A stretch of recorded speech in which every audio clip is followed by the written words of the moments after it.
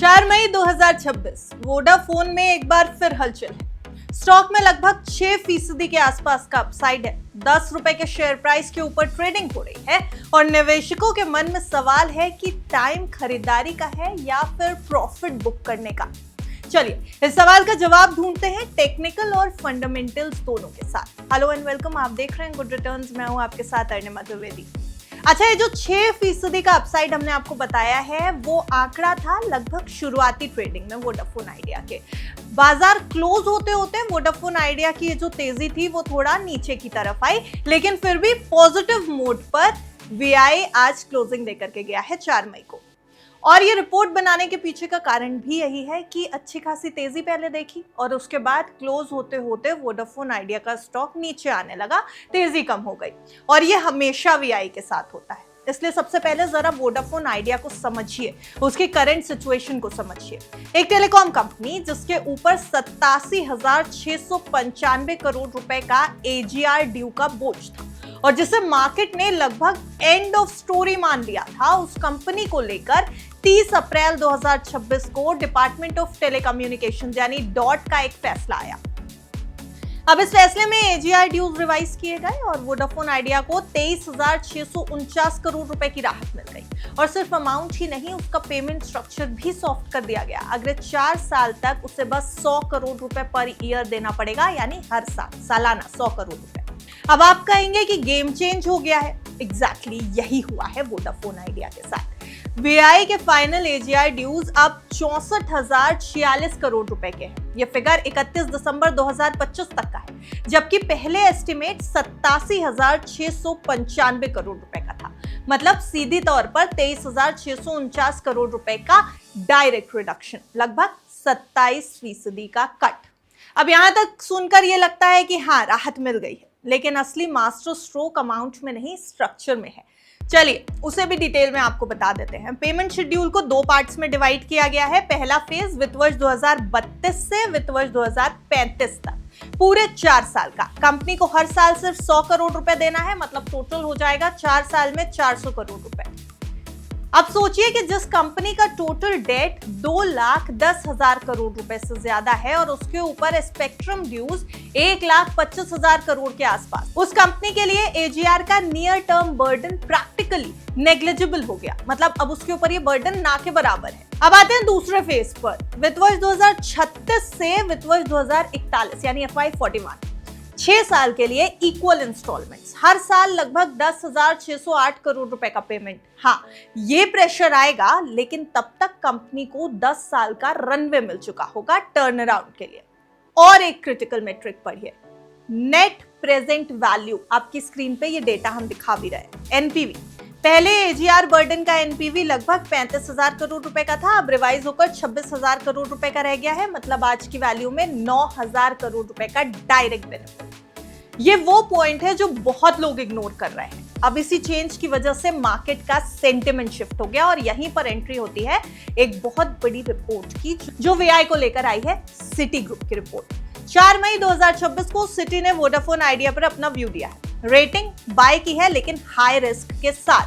Clear है, opportunity है, लेकिन रिस्क भी उतना ही बड़ा है। टारगेट प्राइस दिया गया 14 रुपए का, जबकि करंट प्राइस अगर देखें तो 10 रुपए 20 पैसे से 10 रुपए 30 पैसे के रेंज में फंसा हुआ है और इसी में ट्रेड कर रहा है। मतलब रफली जो सिटी की रिपोर्ट है वो दे रही है 37 से 38% का अपसाइड। अब सवाल यह है कि सिटी इतना बुलिश क्यों हो गया इस स्टॉक पर। उनका वैल्यूएशन मॉडल देखिएगा। उन्होंने वित्त वर्ष 2028 के एक्सपेक्टेड एप्टा पर 12 गुना का एप्टा मल्टीपल अप्लाई किया है, लेकिन डायरेक्टली कंपेयर नहीं किया। सिटी ने डिस्काउंट दिया है भारतीय एयरटेल के कंपैरिजन में वोडाफोन आइडिया को, क्योंकि एयरटेल एक strong profitable market leader company है, जबकि वोडाफोन आइडिया अभी भी टर्न अराउंड फेज में है। इंटरेस्टिंग बात यह है कि सिटी ने अपने एप्टा एस्टिमेट्स को 6 से 7% तक कट भी कर दिया है, लेकिन फिर भी टारगेट प्राइस चेंज नहीं किया, क्योंकि एजीआर रिलीफ का पॉजिटिव इंपैक्ट ज्यादा मजबूत माना जा रहा है, ज्यादा स्ट्रॉन्ग माना जा रहा है। अब सबसे ज्यादा बोल्ड क्लेम पर नजर डालिए। सिटी के मुताबिक वोडाफोन आइडिया 25,000 करोड़ रुपए तक का डेट रेस कर सकती है और ये फंड यूज होगा 45,000 करोड़ रुपए के 3 ईयर के कैपेक्स प्लान के लिए। मतलब network expansion, 5G roll out, infrastructure improvement, इन तीनों चीजों में ये पैसा यूज हो सकता है। लेकिन ये कहानी यहीं खत्म नहीं हो रही है, क्योंकि मार्केट में सब सिटी जितना ऑप्टिमिस्टिक भी नहीं है। बाकी ब्रोकरेजेस का व्यू भी एक बार देख लीजिए। मोतीलाल ओसवाल न्यूट्रल है, टारगेट दे रहा है 10 से 11 रुपए का। आईसीआईसीआई सिक्योरिटीज होल्ड करने की सलाह दे रहा है, टारगेट दे रहा है 10 रुपए का। जेएम फाइनेंशियल पॉजिटिव स्टांस तो दिखा रहा है, लेकिन अभी तक कोई भी बड़ा टारगेट नहीं आया। एमके कह रहा है कि सेल कर दो, टारगेट दे रहा है 6 रुपए का।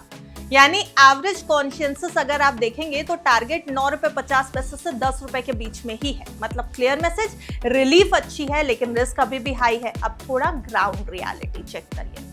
अगर आप इस स्टॉक को रडार पर रख ही रहे हैं तो एक बार थोड़ा पीयर कंपैरिजन भी कर लेते हैं एयरटेल के साथ। मार्केट कैप एयरटेल का है 11,49,000 करोड़ रुपए से ज्यादा का, और वीआई के ऊपर देखेंगे आप वोडाफोन आइडिया पे तो ये है सिर्फ 1,10,000 करोड़ से 1,15,000 करोड़ रुपए के बीच।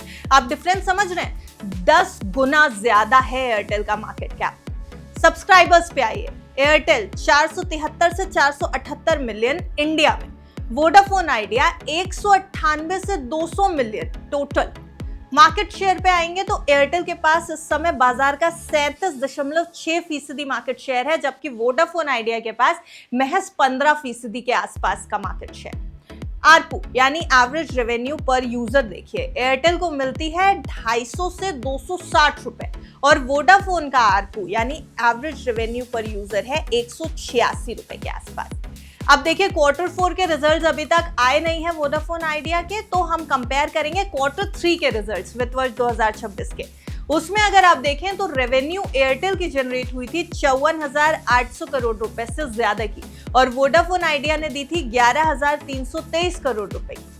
प्रॉफिटेबिलिटी भी एयरटेल की काफी स्ट्रांग थी, लेकिन वोडाफोन आइडिया नेट लॉस में था 5,286 करोड़ रुपए की। और सबसे ज्यादा हैवी पॉइंट था टोटल डेट।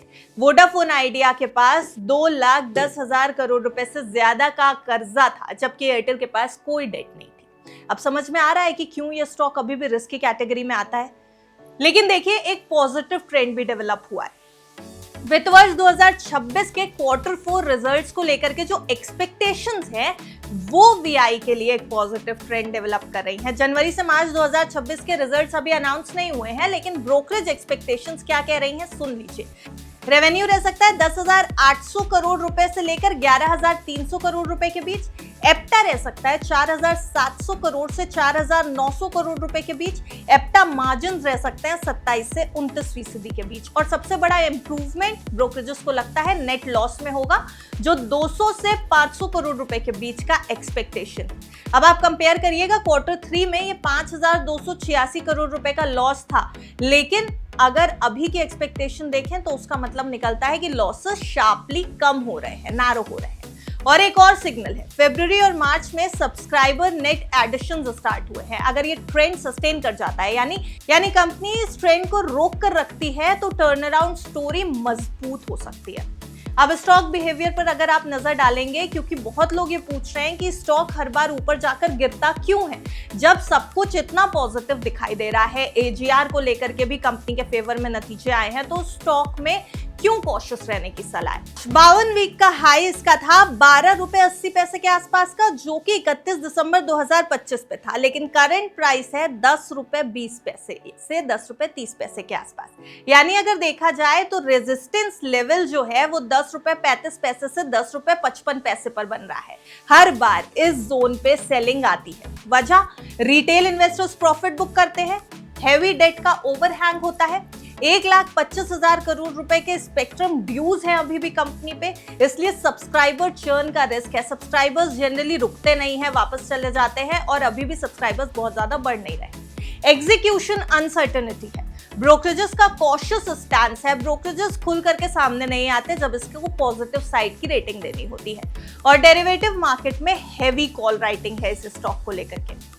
तो क्लियर ब्रेकआउट कब बनेगा, जब स्टॉक 11 रुपए 50 पैसे के ऊपर सस्टेन करे, तभी नेक्स्ट रैली का रियल ट्रिगर मिलेगा। कुल मिलाकर के वोडाफोन आइडिया अब एक ऐसी कंपनी है जो पहले सर्वाइवल की एज पर थी और अब उसे एक सेकेंड चांस मिला है। एजीआर रिलीफ ने बैंक्रप्सी का इमीडिएट रिस्क खत्म कर दिया है, लेकिन चैलेंजेस खत्म नहीं हुए। 2,10,000 करोड़ रुपए का डेट, 1,25,000 करोड़ के spectrum dues, low ARPU, market share loss, execution dependency, सब कुछ अभी भी मौजूद है। इसलिए ये स्टॉक कोई नॉर्मल इन्वेस्टमेंट नहीं है, ये एक हाई रिस्क टर्न अराउंड बेट है। और शॉर्ट टर्म में न्यूज ड्रिवन मूव्स इसमें आपको जरूर मिलेंगे, पॉजिटिवली भी और नेगेटिवली भी। मीडियम टर्म में फंडिंग और एग्जीक्यूशन डिसाइड करेगा कि स्टॉक की परफॉर्मेंस क्या है, और लॉन्ग टर्म में सिर्फ तब सरवाइव करेगा ये स्टॉक जब बिजनेस फंडामेंटल्स इंप्रूव होंगे। तो अगर आप कंजर्वेटिव इन्वेस्टर हैं तो ये स्टॉक आपके लिए नहीं है। अगर आप अग्रेसिव हैं, रिस्क समझते हैं, वोलेटिलिटी हैंडल कर सकते हैं, तो ये high risk high reward opportunity हो सकती है, लेकिन ब्लाइंडली एंट्री लेना सबसे बड़ा रिस्क होगा। नंबर्स समझिएगा, लेवल्स देखिएगा, पेशेंस के साथ डिसीजन लीजिएगा। फाइनेंशियल एडवाइजर की राय के बिना कोई भी फैसला मत लीजिएगा इस स्टॉक को लेकर के। देखते रहिए गुड रिटर्न्स।